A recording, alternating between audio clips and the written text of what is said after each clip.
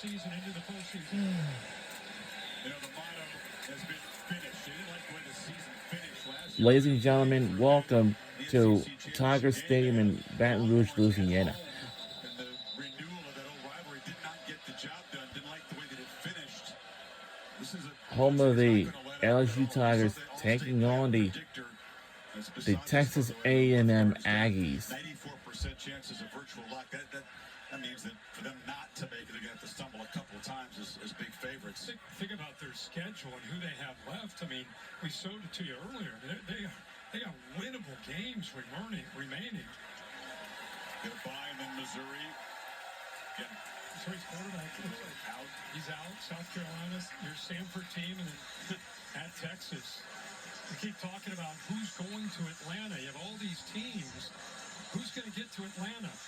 Hard to really look at Texas A&M and think that they're not going to be one of those teams in Atlanta. It's almost who's going to be playing Texas A&M in Atlanta is maybe the new question. And Alabama rallied at South Carolina. They're still undefeated in the SEC. The Aggies would join them at 5-0 atop the conference. They'd certainly be the two teams in co-pole position for that.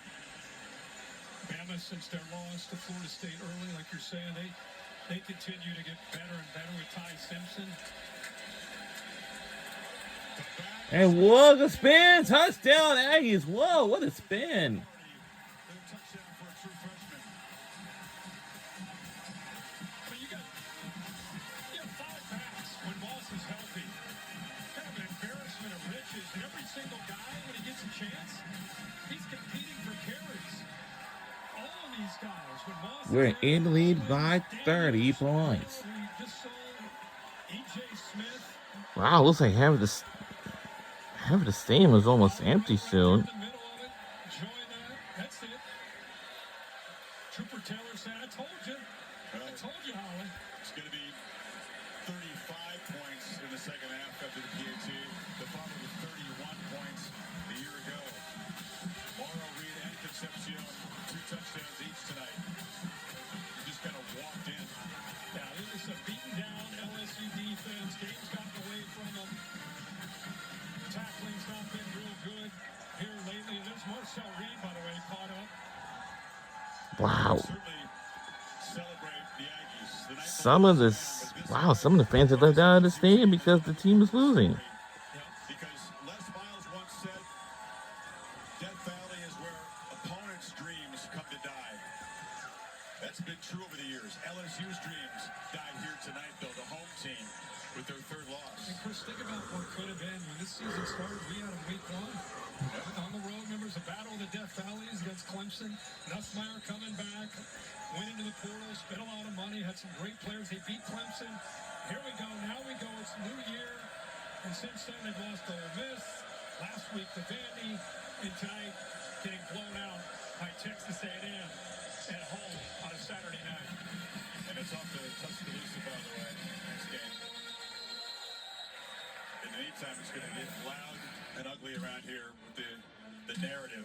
Alabama really had to escape. They were down 8, scored, got a 2-point conversion, and then won it in overtime. You knew that one was going to be tricky after playing 4 straight ranked teams. This was basically an elimination game. Give Lane Kiffin and his team a lot of credit. The offense you know about with Trinidad Chambliss. The defense with Pete Golding made some critical plays against Sean Mateer. And what a day in Nashville. Started with game day. They had their hands full against the good Mizzou team, but they get it done. Texas, what a story, right? Yeah, Ryan Nibbler had a punt return in Red River. It had 79. And got him. What a play. And then they won it in overtime. Alex Manning left the game hurt in OT. We'll have to see what the severity of that is. I don't think it's too bad.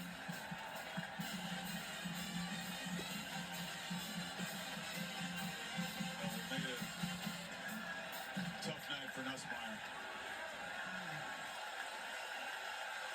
He will now exit. That's enough punishment. He'll be, again, frustrated by this result. You can see building on what's happened the last few weeks. Michael Van Buren, one-time the Mississippi State starter, comes in there and finds Trey'Dez Green, who catches it in stride out near midfield.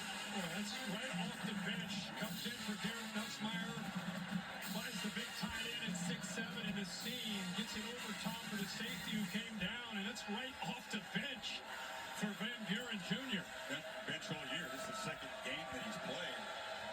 to an absolute strike.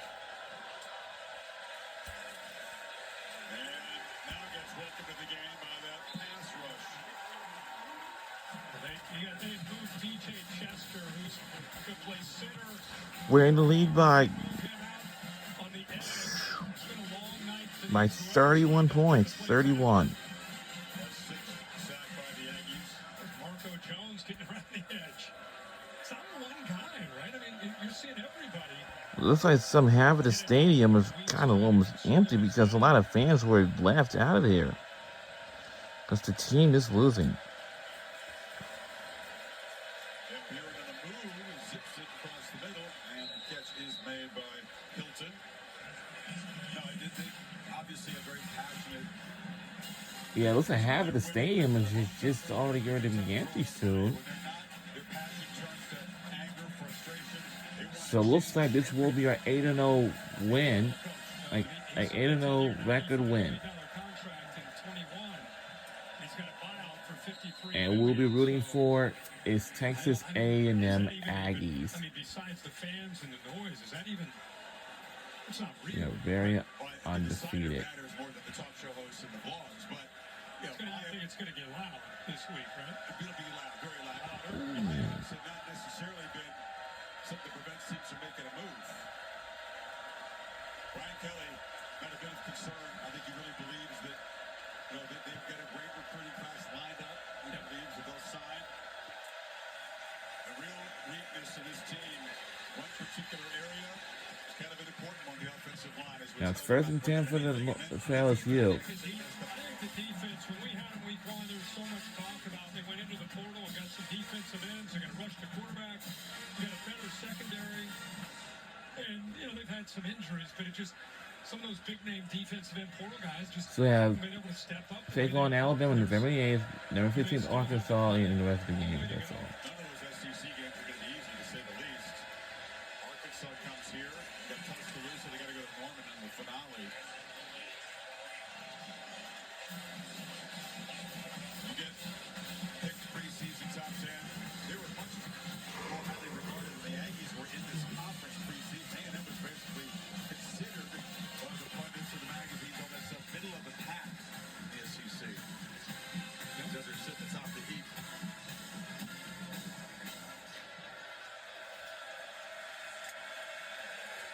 And Buren, pressure. And going to take a hit as he's run out of bounds. Nussmeier reminds me of the quarterback position. And I'm not saying NIL dollars, but this guy could have gone to the NFL. Decides to come back.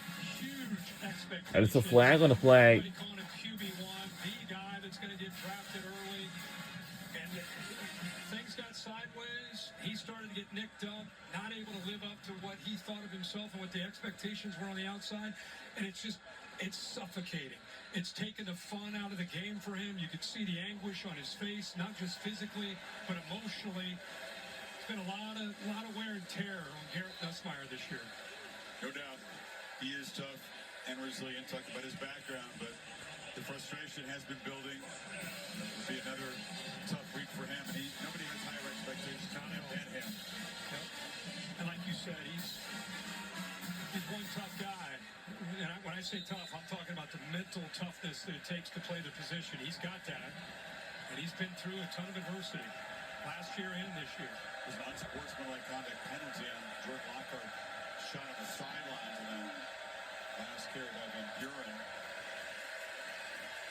Uh-oh. Van Buren running for his life this time to the far side and scoots out of bounds near the 15. And the last time we came Unsportsmanlike conduct penalty. Ooh.